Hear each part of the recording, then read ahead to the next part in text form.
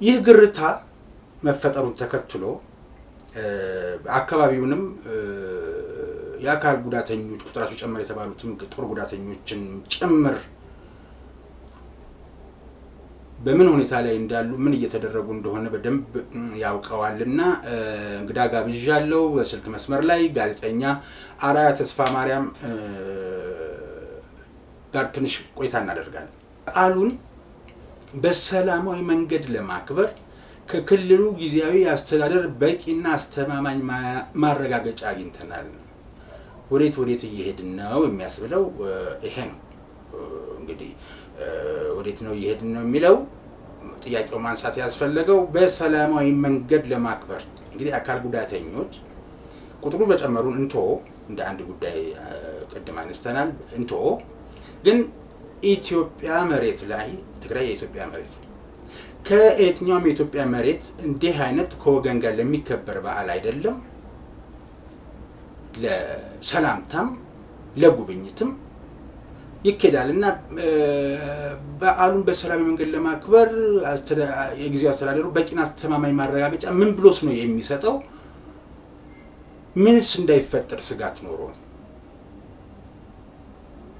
አንጻራዊ ዳርዳሩን እያለ አማራ አፋር ክልልን ለጦርነት ለማስነሳት ቡድኑ እየተንቀሳቀሰ መሆኑ ይሰማል እንጂ ያው ጨርስ ስለማይወድ መቀሌ በዓሉ በሚከበርበት ቦታ ላይ አንጻራዊ ሰላም ያለበት አካባቢ ነው።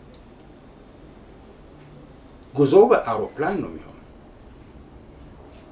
ምን አይነት በቂና አስተማማኝ ማረጋገጫ አግኝተናል ማለት ምንስ ብላችሁ ጠየቃችሁ? ምንስ ተብሎ ተሰጣችሁ? አስተማማኝ ማረጋገጫውስ ምንድን ነው? ምን የተለየ ስጋት የሚፈጥር ነገር ነበር እዛ ነው ወይንስ በተለይ 28 በመቶ ደርሷል ያላችሁት አካል ጉዳተኛ ተብሎ የተገለጸው የጦር ጉዳተኞችን ስለሚያካትት የጦር ጉዳተኞች ደግሞ በአዋሽ ካምፕ ስለነበሩ በአዋሽ ካምፕ ውስጥ ደግሞ የነበሩት እንዲወጡና ቦታውን እንዲለቁ አስገዳጅ ትዕዛዝ ተላልፎ አካባቢውን እንዲለቁ ተደርጎ ወደ ከተማ ገብተዋል የሚባለው ነገር መሰማቱ ከዚህ ጋር በተያያዘ የሚጠበቀው ጥቅምና ሊደረግልን የሚገባው ነገር አልተሰጠንም የሚለው ቁጣ ተቀስቅሶ ስለነበረ በዓሉን ለማክበር በሚል ከተሰባሰቡ በኋላ የጥያቄ ድምጽ እንዳያነሱ ስጋት ስላለ ነው ወይንስ ሌላ አንድ የተደበቀ ግልጽ ያልሆነ የሚያሰጋ ነገር አለ? በጣም ጥሩ። እንግዲህ ያው አሁን የፈረሰው በምርጫ ቦርድ ህወሓት የሚታወቀው ላለፉት 50 ዓመት በስልጣን ላይ እስከቆየበት ጀምሮ ማለት ነው በውሸት ነው የሚታወቁት። በውሸት ሪፖርት አንድ ጊዜ ለውጥ እንደመጣ ሰሞን ትግራይ ላይ የሚካሄዱ ስብሰባዎችን እከታተል ነበር አሜሪካን ሆኜና አንዱ ያቀረበው ሪፖርት ጌታቸው ረዳ ነበር መድረኩ ላይ የነበረው። አንዱ ያቀረበው የትግራይ ግብርና ኃላፊ ይሄን ያክል ሄክታር በሺዎች የሚቆጠር ነው። ይሄን ያክል ሄክታር በጤፍ፣ ይሄን ያክል በማሽላ፣ ይሄን ያክል እንደዚህ ለምቶ እያለ ነው ያቀረበው። ስንደምረው አለ መላው ኢትዮጵያ ላይ እንኳን ይሄ አይመጣም እንኳን ትግራይ ላይ። ስለዚህ የተጋነነ ሪፖርት የውሸት ሪፖርት ለምን እንደምታቀርቡት ምንስ ይጠቅማችኋል ብሎ ነው ያለው ጌታቸው። እና አሁንም ይሄን ያክል አለ ብለው እንግዲህ ያሰቡት ያው በጦርነቱም ጊዜ ከለፈው ስርዓት ጋርም በጦርነት በ17 ዓመታት ሲዋጉ ስንዴ የሚሸጡ ናቸው። ስንዴ ሸጠው መሳሪያ የሚገዙ ናቸው። 2 ሚሊዮን ሰው ተርቦ ያ ሁሉ ሰው ሲረግፍ ማለት ነው። አሁንም በእነዚህ የአካል ጉዳተኞች ናቸው በማለት የጦር ጉዳተኞቹን እንደ አካል ጉዳተኛ አድርገው ገንዘብ ሊሰበስቡባቸውና ያሰቡት ዓላማ አለ እንጂ ከምንም ተነስተው አይደለም። እንደዛማ ቢሆን ለጉዳተኞች የሚያስቡ ቢሆን እንዳልኩ ከ2 ሳምንት በፊት በአዋሽ ካምፕ የነበሩትን በመቶ ሺህ የሚቆጠሩ ውጡ ብለው ከካምፕ ጠራርገው ያስወጡ ነበርና ሜዳ አይጥሏቸውም ነበር።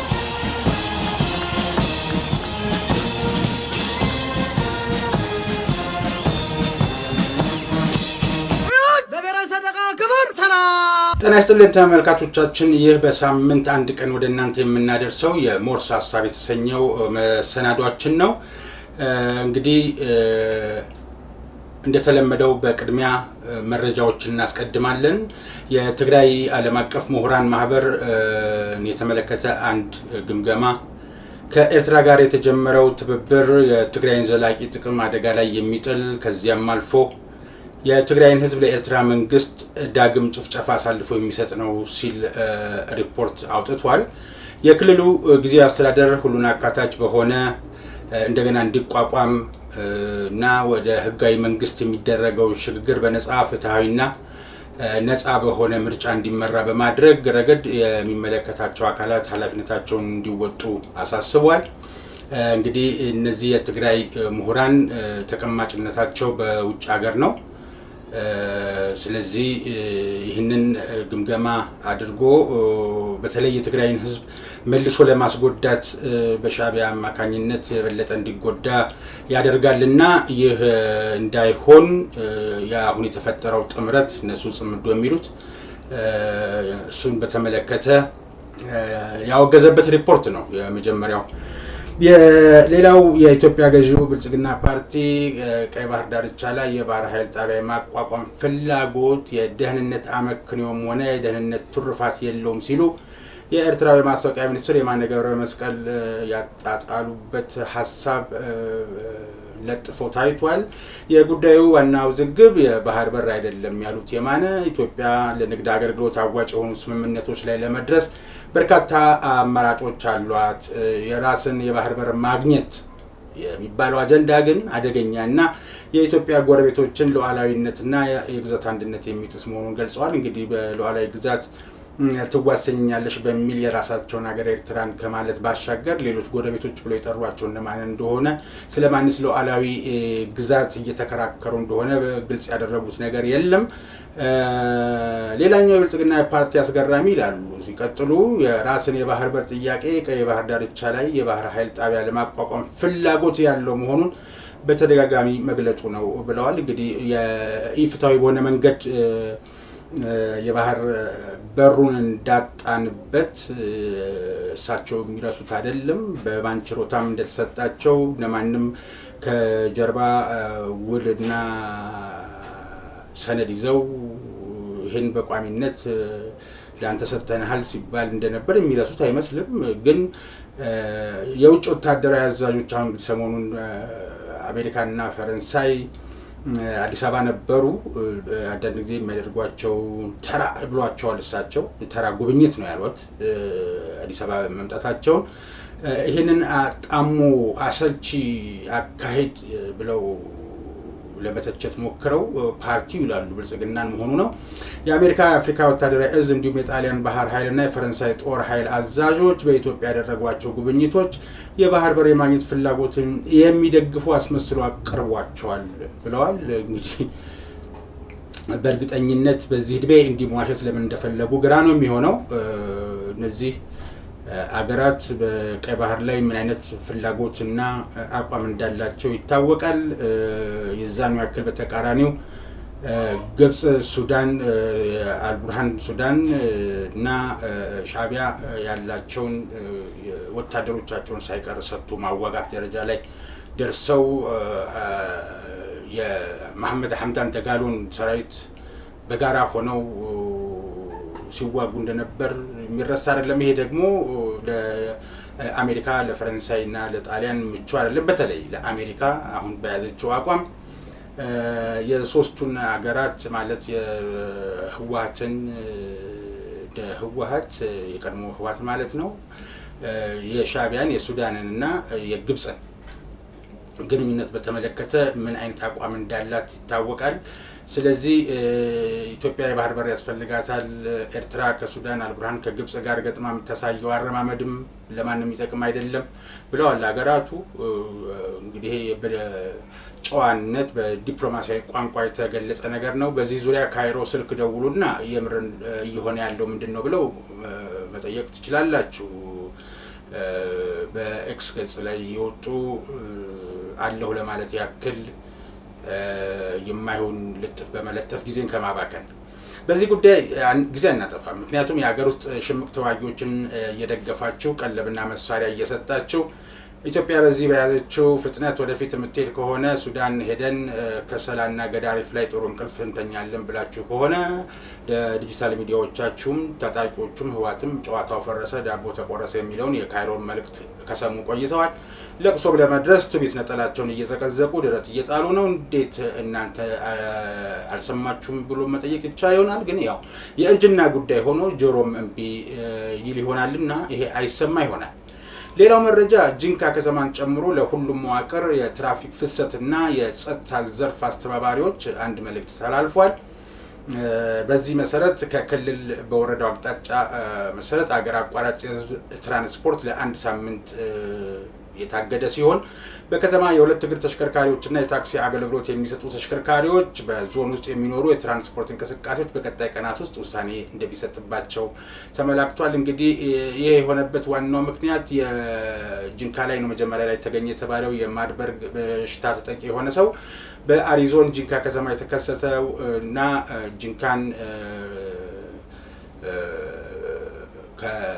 ተከሰተ በኋላ ወደ ሐዋሳ እንደሄደ የሚነገርለት የማርበርግ በሽታ መነሻው ጂንካ ስለነበረ እንግዲህ የስርጭት መጠኑን ለመቀነስ ብሎ ለመቆጣጠር ውሳኔው መተላለፉን ተገልጿል። በዞኑም ሆነ ከዞኑ ውጭ ያለ ህብረተሰብ ይህን ተግባራዊ እንዲያደርግ ነገሩኝ ኃላፊው ብሎ መረጃውን ይፋ ያደረገው ቲክቫ ኢትዮጵያ ነው። ኃላፊው አያይዘውም እንደተናገሩት በነበረው ሂደት ትምህርት ቤቶች የተዘጉና ህዝብ የሚሰበሰብባቸው ጉዳዮች ላይ መቀባ የተጣለ ቢሆንም ስርጭቱን በሚፈለገው ልክ መግታት ባለመቻሉ የትራንስፖርት ዘርፉን ለአንድ ሳምንት መዘጋት አስፈላጊ በመሆኑ ከዛሬ ህዳር 20 ቀን 2018 ዓ.ም ጀምሮ ለአንድ ሳምንት ዝግ እንዲሆን ግብረ ኃይሉ መወሰኑን ነው የተናገሩት። ኪጋሊ ደርሰን እንምጣ እስኪ። ሩዋንዳ 4000 የሃይማኖት ተቋማት መዘጋታቸው ተሰምቷል። ታማሚዎችን አጓጉል ዘይትና ንጥረ ነገር እንዲወስዱ የሚያስገድዱ ከመሬት ተነስተው የጾምና ጸሎት ትዕዛዛትን የሚሰጡ ብር መሰብሰብ ላይ የሚያተኩሩ በጸሎት በኢኮኖሚያዊ እድገት ታገኛላችሁ እያሉ የሚያጭበረብሩ ፈጣሪ ነግሮኛል በሚል የሰውን ህይወት መስመር እንወስናለን የሚሉ የእርስ በርስ ጥላቻን የሚዘሩ ሽብርተኝነትን የሚያበረታቱ እድገትን የሚቃወሙ 4000 የሚሆኑ የሃይማኖት ተቋማት በፖል ካጋሜ ትዕዛዝ ሩዋንዳ ላይ መዘጋታቸው ነው የተሰማው።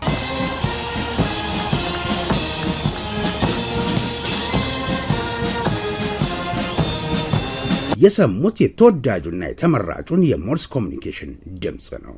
ከጥቅምት 1900 የተነሳውን የጦር ኃይል ታሪካችንን ይዘን በዱላ ቅብብል ዛሬ ላይ ደርሰናል። ይህ ሞርስ ኮሚኒኬሽን ነው። የኢትዮጵያን ሉዓላዊ ግዛት እየጠበቀና እያስከበረ ዛሬ ላይ ያደረሰውን ትናንት ደሙን ያፈሰሰ አጥንቱን የከሰከሰውን እያመሰገንን ታሪኩን እየተረክን የፈጸመውን ጀብድ እየዘከርን ለዛሬው የጦር ኃይል ብርታት እንዲሆነው እያደረግን ለነገው ተተኪ ጀግንነትን እንዲወርስ ተግተን እንሰራለን። ጀግናን ማመስገን ጀግናን መፍጠር ነው።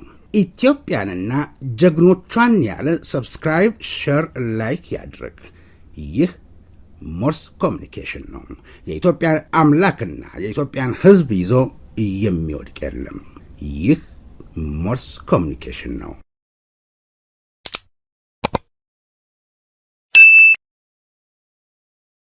እናንተ ላይክ፣ ሼር፣ ሰብስክራይብ በማድረግ አዳዲስ ቤተሰቦችን እንድናፈራ አግዙን።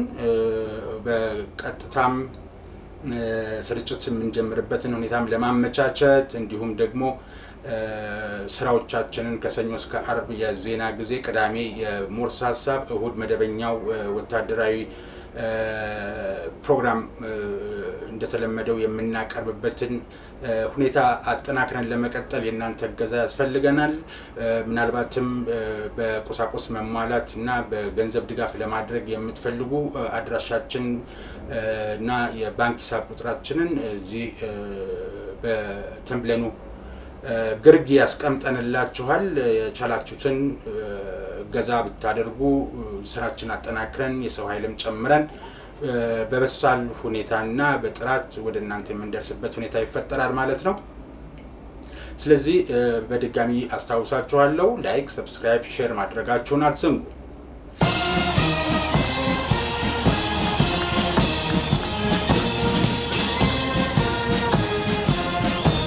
የፕሮግራም ማስታወቂያ ያለን ነገ በመደበኛው የሞርስ መሰናዶ ዘንድሮ 90ኛ ዓመት የምስረታ በዓሉን የሚያከብረው የኢፌድሪ አየር ኃይል የጨዋታ መነሻ ይሆናልና በአየር ኃይሉ የረጅም ዘመን ቆይታቸው በበረራ አስተማሪነት በመጓጓዣ አውሮፕላን አብራሪነት በልዩ ልዩ ክፍሎች መምሪያዎችና አየር ምድቦች በኃላፊነትና በአዛዥነት ሲያገለግሉ የቆዩትን ለአየር ኃይሉ ባለውለታ የነበሩት በኋላም የኢትዮጵያ አየር ኃይል አዛዥ በመሆንም ከ1970 እስከ 1979 ዓ.ም ድረስ ያገለገሉትን ጀነራል ፋንታ በላይን እንዘክራለን። እንዳያመልጣችሁ።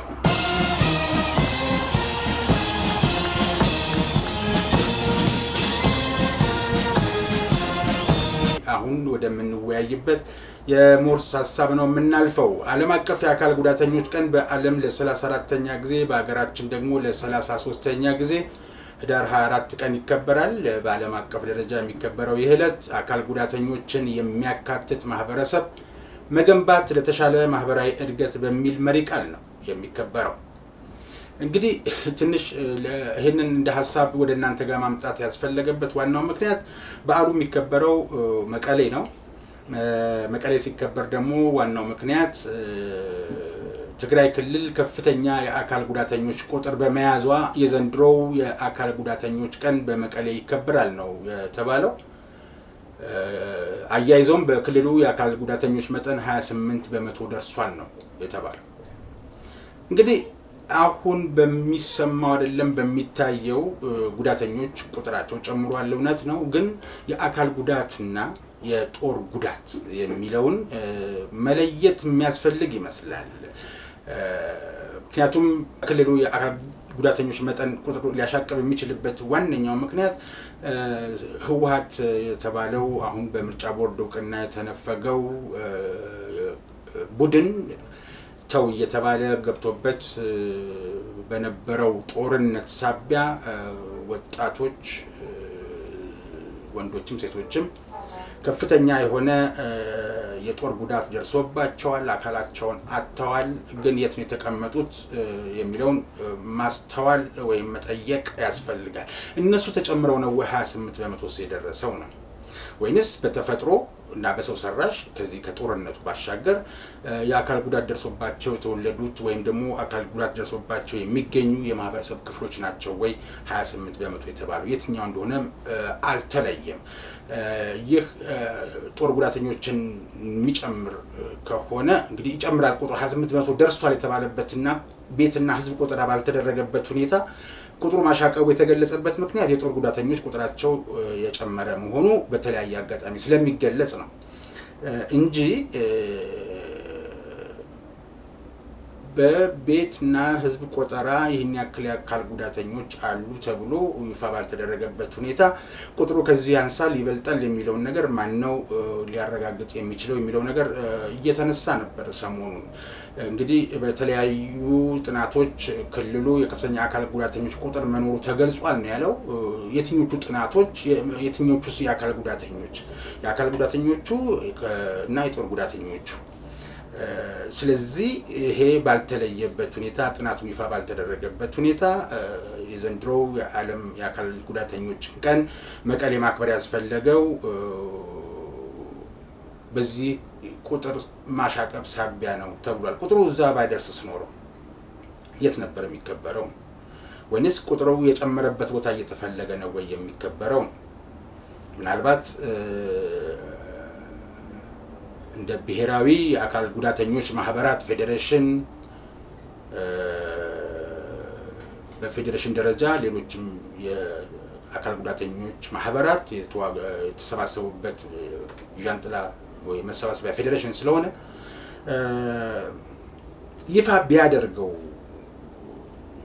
መለያየቱ ላይ ሳይሆን ቁጥሩ የጨመረበትን ምክንያት ከጦርነት ጋር በተገናኘ መሆኑን መጥቀስ ካስፈለገ በተረፈ ከዚህ ከጦር ጉዳተኞችን የማያካትት ከሆነ ግን አንድ ያልታወቀ ወይም እየተመዘገበ ለጋዜጠኞች መረጃ እየተሰጠ ያልሆነበት ሌላ ችግር አለ ማለት ነው። በዓሉን በሰላማዊ መንገድ ለማክበር ከክልሉ ጊዜያዊ አስተዳደር በቂና አስተማማኝ ማረጋገጫ አግኝተናል።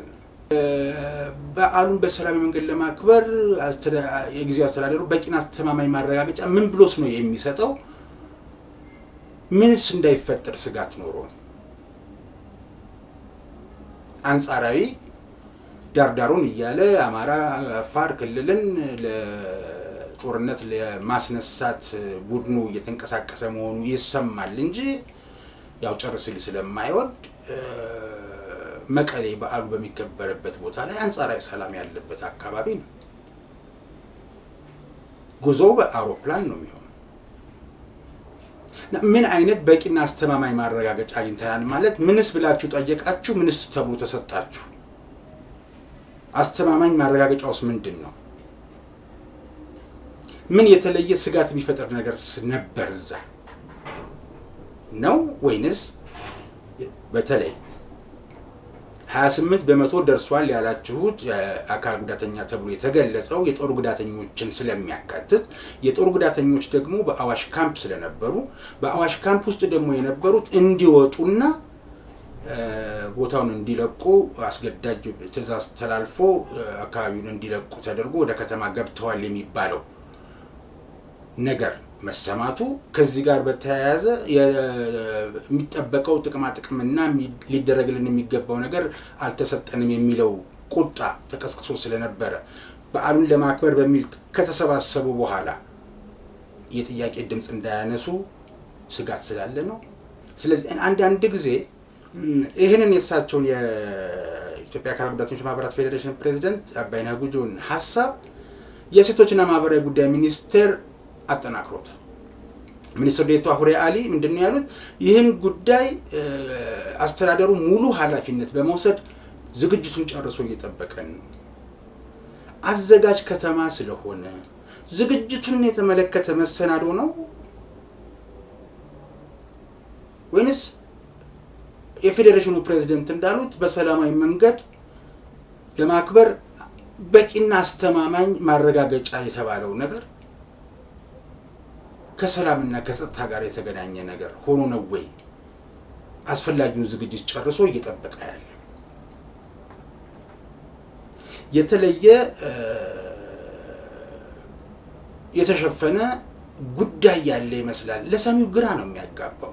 በተለይ እንደ ሚኒስቴር መስሪያ ቤት ጉዳዩ በቀጥታ ስለሚመለከተው በዋናነት የኢትዮጵያ አካል ጉዳተኞች ማህበራት ፌዴሬሽንም ስለሚመለከተው የበዓሉ ተካፋዮች የአካል ጉዳተኞች ስለሆኑ ከአካል ጉዳተኞችም የሆነ ችግር ቢፈጠር ሮጠው የማያመልጡ መሸሸግ መደበቅ የማይችሉ ስለሚካተቱበትና ስለሚገኙበት እነዚህን ሰዎች ማሸበር ነው የሚሆነው። ከተወሰኑ ሰዎች ጋር በዚህ ጉዳይ ላይ ከአካል ጉዳተኞች ጋር ለመሄድም በዓሉን ለመሳተፍም የአቅም ጉዳይ ሆኖባቸው ግን አቅሙ የሚያገኙት ከሆነ ለመሄድ በጉጉት ላይ ያሉ ሰዎች አሉ። መልሰው ደግሞ እናንተ የሰጣችሁትን መግለጫ ሰምተው ደግሞ ፍርሃት ያላቸው አሉ። ስለዚህ የሚያሰጋ ነገር ካለ አባላቶቻችሁን ስለምታውቋቸው ካለ በዓሉን እዚሁ አዲስ አበባ ማክበር። በተረፈ ግን አካል ጉዳት ማለት እጅ፣ አይን፣ እግርን ማጣት ብቻ አይደለም። የስነ ልቦናንም ጉዳይ ይጨምራል። ስነ ልቦና በሚያመጣው ምክንያት የሚጎዱ ሰዎች አሉ። እዚህ መግለጫ ላይ ግን መቀሌ ከተማ የሚከበርበት ዋናው ምክንያት 28 በመቶ ስለደረሰ ቁጥሩ በመጨመሩ ይላል።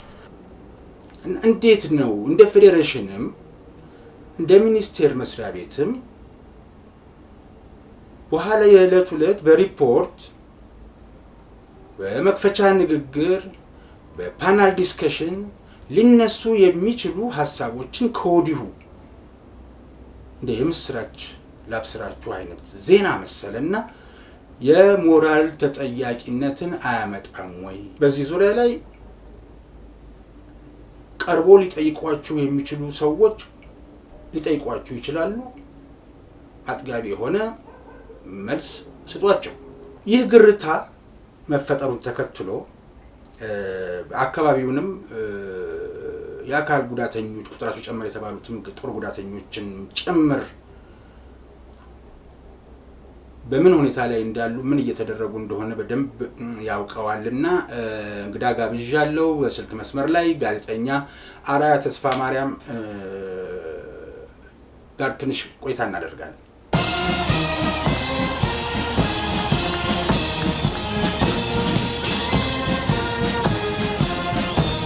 ህዳር 24 ቀን በትግራይ ክልል ዋና ከተማ መቀሌ የኢትዮጵያ አካል ጉዳተኞች ማህበር ያዘጋጀው ከሴቶችና ማህበራዊ ጉዳይ ጋር ሆኖ የአካል ጉዳተኞችን የሚያካትት ማህበረሰብ መገንባት ለተሻለ ማህበራዊ እድገት በሚል መሪ ቃል ኢትዮጵያ ለ33ኛ ጊዜ በዓለም አቀፍ ለ34ኛ ጊዜ የአካል ጉዳተኞች ቀንን ያከብራልና እነሱ የሰጡትን መግለጫ የማየት እድል ነበረ። ከዚህ ልጀምር። እንግዲህ በርካታ በመቶ ሺዎች የሚቆጠሩ የጦር ጉዳተኞች በአዋሽ ካምፕ አሉ። ከአዋሽ ካምፕ ውጪ ደግሞ በየትግራይ ከተሞች በአብዛኛው ይታያሉና ባለፈውም በአዲግራት፣ በመቀሌ፣ በተለያዩ ቦታዎች ሰልፍ ወጥተዋል እና እንደ ሸንኮራ መጣችሁ አካላችንን አይናችን ከጠፋ በኋላ አካላችን ከጎደለ በኋላ ሜዳ ጣላችሁን በሚልና በጣም የሚያሳዝነው አሁን ስታነበው እንግዲህ ወረቀቱን የዛሬ 2 ሳምንት በስክሪፕቶ የተጻፈ የማህተም ያለው አንድ ኮሎኔል ነው የሚለው ስሙን ለጊዜው ዘነጋውት ፕሮግራም ስለሰራንበት እና ከነ ወረቀቷ ነው ምንድነው የተለጠፈው አዋሽ ካምፕ ላይ ከዚህ በኋላ የጦር ጉዳተኞችና የነዚህ ተሐድሶ ገብታችሁ የነበረው ወደ ማሰልጠኛ እንድትሄዱ ይሄን ካምፕ ለቃችሁ እስከ ነገው ዕለት 4 ሰዓት ነው የተሰጣቸው። ካምፑን ለቃችሁ ካልወጣችሁ አስፈላጊ እርምጃ የሚወሰድባችሁ መሆኑን እናሳስባለን ነው። አስፈላጊ እርምጃ እንግዲህ ድብደባም እስከ ግድያም ይደርሳል ማለት ነው እና ለየትኞቹ የአካል ጉዳተኞች ነው የሚቆረቆሩት እነሱ እና ይሄ በዓል ይከበር የሚሉት ግራም ያጋባ ነው።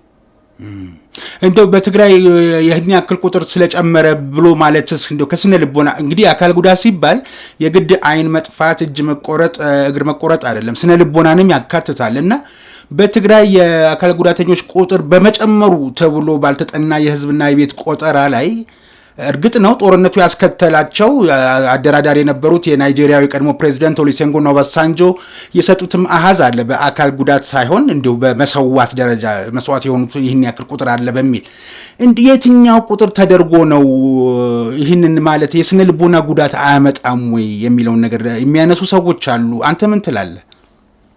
በጣም ጥሩ። እንግዲህ ያው አሁን የፈረሰው በምርጫ ቦርድ ህወሓት የሚታወቀው ላለፉት 50 ዓመት በስልጣን ላይ እስከቆየበት ጀምሮ ማለት ነው በውሸት ነው የሚታወቁት። በውሸት ሪፖርት አንድ ጊዜ ለውጥ እንደመጣ ሰሞን ትግራይ ላይ የሚካሄዱ ስብሰባዎችን እከታተል ነበር አሜሪካን ሆኜና አንዱ ያቀረበው ሪፖርት ጌታቸው ረዳ ነበር መድረኩ ላይ የነበረው። አንዱ ያቀረበው የትግራይ ግብርና ኃላፊ ይሄን ያክል ሄክታር በሺዎች የሚቆጠር ነው። ይሄን ያክል ሄክታር በጤፍ፣ ይሄን ያክል በማሽላ፣ ይሄን ያክል እንደዚህ ለምቶ እያለ ነው ያቀረበው። ስንደምረው አለ መላው ኢትዮጵያ ላይ እንኳን ይሄ አይመጣም እንኳን ትግራይ ላይ። ስለዚህ የተጋነነ ሪፖርት የውሸት ሪፖርት ለምንድን ነው የምታቀርቡት? ምንስ ይጠቅማቸዋል ብሎ ነው ያለው ጌታቸው። እና አሁንም ይሄን ያክል አለ ብለው እንግዲህ ያሰቡት ያው በጦርነቱም ጊዜ ከለፈው ስርዓት ጋርም በጦርነት በ17 ዓመታት ሲዋጉ ስንዴ የሚሸጡ ናቸው። ስንዴ ሸጠው መሳሪያ የሚገዙ ናቸው። 2 ሚሊዮን ሰው ተርቦ ያ ሁሉ ሰው ሲረግፍ ማለት ነው። አሁንም በእነዚህ የአካል ጉዳተኞች ናቸው በማለት የጦር ጉዳተኞቹን እንደ አካል ጉዳተኛ አድርገው ገንዘብ ሊሰበስቡባቸውና ያሰቡት ዓላማ አለ እንጂ ከምንም ተነስተው አይደለም። እንደዛማ ቢሆን ለጉዳተኞች የሚያስቡ ቢሆን እንዳልኩ ከ2 ሳምንት በፊት በአዋሽ ካምፕ የነበሩትን በመቶ ሺህ የሚቆጠሩ ውጡ ብለው ከካምፕ ጠራርገው ያስወጡ ነበርና ሜዳ አይጥሏቸውም ነበር። ይሄ እነሱ ከአዋሽ ያሉትን ውጡ ያሉት እዛው ክልል ያሉ የጊዜያዊ አስተዳደሩም ሊሆኑ ይችላል፣ የቀድሞ በምርጫ ቦርድ የተሰረዘውም የቀድሞ የህወሓትም አመራሮች ሊሆኑ ይችላሉ። ይሄን ያደረጉት አሁን የኢትዮጵያ የአካል ጉዳተኞችን ማህበር በፌዴራል ደረጃ ከሴቶችና ማህበራዊ ጉዳይ ሚኒስቴር ጋር ሆኖ በትግራይ መቀሌ ከተማ የአካል ጉዳተኞች ቀንን ሊያከብር ነው ህዳር 24። ያንን ቀን ሲያከብር የጦር ጉዳተኞቹን ባካተተ መልኩ ይመስላል አሃዙ 28 በመቶ ደርሷል፣ ቁጥሩ ጨምሯል ያለበት ምክንያት ግን እነዚህ በካምፕ ውስጥ ያሉ የጦር ጉዳተኞችን አያካትትምና ይህን አሃዝ ከየት አመጣው ማለት ይቻላል ማህበሩም ይሁን ሚኒስቴር መስሪያ ቤቱ? እኔ እንግዲህ በጣም ነው ግራ የሚያጋባው መጠየቅና መፈተሽ ያለበት ነገር ነው። ሚኒስቴር መስሪያ ቤቱም ይሄንን እንግዲህ የ28 በመቶ ያለው ማለት ነው። እነሱ ግን ይሄንን ታክቲክ የሚጠቀሙት እንዳልኩ እነዛን የጦር ጉዳተኞች የአካል ጉዳተኞች አድርገው ማቅረብ ነው። ይሄ የቀረበለት አካል ደግሞ ምንም ሳያጣራ በዚህን ያክል ፐርሰንት ጨምሯል ብሎ መቀበልና መከበሩ እኮ ምንም ችግር የለውም። የትኛውም ቦታ ቢከበር መቀሌም ተቀበረ ሌላም ቦታ ግን አላማው ምንድነው?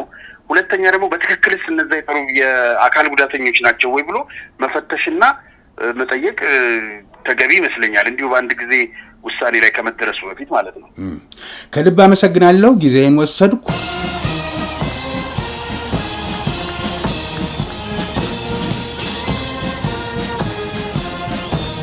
እንግዲህ እንደሰማችሁት ነው የአካል ጉዳተኛው ሲባል የጦር ጉዳተኞችን ይጨምራሉ ወይ ያልንበት ዋናው ምክንያት ማጣቃሻ ላንሳ። ሚያዝያ 5 ቀን 2011 ዓመተ ምህረት እንግዲህ ቁጥሩ በጣም በጦር ጉዳት ቁጥሩ ከማሻቀቡ በፊት በ2011 የትግራይ የጦር አካል ጉዳተኞች ማህበር የሚባል አለ ከ13000 በላይ አባላት ያሉት እና ማህበሩ በአጋጣሚ በዛን በሚያዝያ ወር ከ700 ሚሊዮን ብር በላይ በጀት መጠየቁን የተመለከተ ዜና ላይ ነው ማህበሩ መኖሩን እና ስራ አስኪያጁን በወቅቱ አቶ ጨርቆስ ወልደማርያም የሚባሉ ሰው እንደነበሩ መረጃው የተገኘው እና ከማህበሩ አባላት መካከል ከባድ የአካል ጉዳት የደረሰባቸው 2552 ሴት ታጋዮች ነበሩ። እንግዲህ ከ13000ዎቹ ማለት ነው። ይሄ ከ2013 ጦርነት በኋላ የዚህ ንጥፍ ይሆን እንደመጣ መገመት አያዳግትም። ምክንያቱም የሐኪም ቤትና የካምፕ መረጃዎችን ስናሰባስብ ግን በትክክል አሃዛዊ ቁጥሩን ለማወቅ ቆጠራ መደረግ አለበት። እነዚህኞቹ ተጨምረው ነው ወይ 28 በመቶ የሆነው የሚለው ጥያቄ የተነሳው በዚህ ምክንያት እና ምናልባት የተጣረሱ ነገሮች ተስተውለዋል። እንደዚህ አይነት መጣረስ ማለት እንግዲህ የህዝብና ቤት ቆጠራ ባልተደረገበት ሁኔታ 28 በመቶ የአካል ጉዳተኞች አሉ መባሉ 28 በመቶ ከሆኑ ደግሞ ሌሎቹ ክልሎች ስንት በመቶ የአካል ጉዳተኞች አሉ? ወደ 25 ሚሊዮን ይጠጋል በአገር አቀፍ ደረጃ። እንግዲህ ከ22 እስከ 25 ሚሊዮን ባለፈው 6ኛው ሀገራዊ ምርጫ ላይ ከ20 እስከ 22 እስከ 23 ሚሊዮን ድረስ ነበር። ከዛ በኋላ ባሉ በሚወጡ መረጃዎች እሱም ያው ህዝብና ቤት ቆጠራ መደረግ አለበት። በአገር አቀፍ ደረጃ ግን 25 ሚሊዮን የሚጠጋ የአካል ጉዳተኛ እንዳለ ነው የሚገመተው። አብዛኛው ቁጥር አሁን ለመቀሌ በዓሉን ለማክበር ሲባል አብላጫው ቁጥር እዛ ነው ያለው የተባለበት ምክንያት ጦርነት መደረጉን ስላያችሁ ብቻ ነው። ሌሎቹ ክልሎች ስንት ነው ያላቸው? 28 በመቶ ማለት ስንት ነው? ሌላው የተቀረው ሁለቱ ከተማ አስተዳደሮችና 9 ክልሎች 10 ክልሎች ስንት ወሰዱ? ስለዚህ ያው የሚጻፈው በተለይ እንደዚህ ከማህበራት ጋር ከሚኒስቴር መስሪያ ቤቶች የሚወጡ መረጃዎች በተለይ አሃዛዊ ሲሆኑ ለታሪክ ሰነድነት የሚጠቀማቸው ብዙ።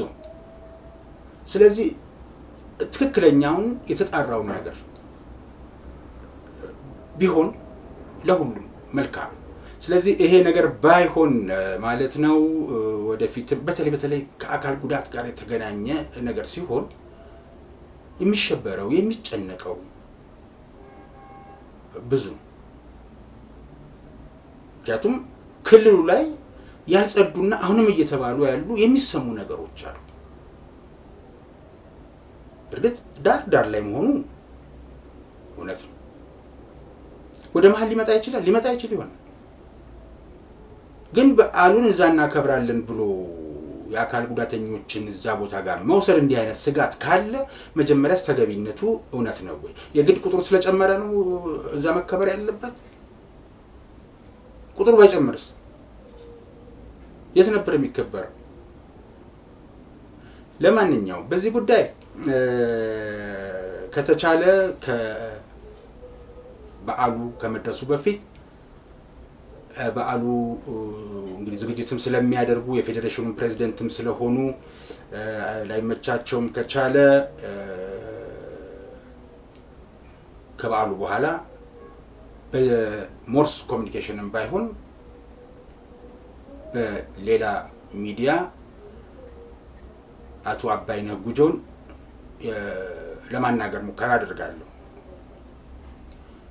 አለበለዚያ የህግ ክፍሉን አቶ ሙሴን ክፍተት የለውም ወይ የሚለው ነገርን ለማንሳትና ለመወያየት እንሞክራለን። የዛሬው የሞርስ ሐሳብ ይሄንን ይመስል ነበር።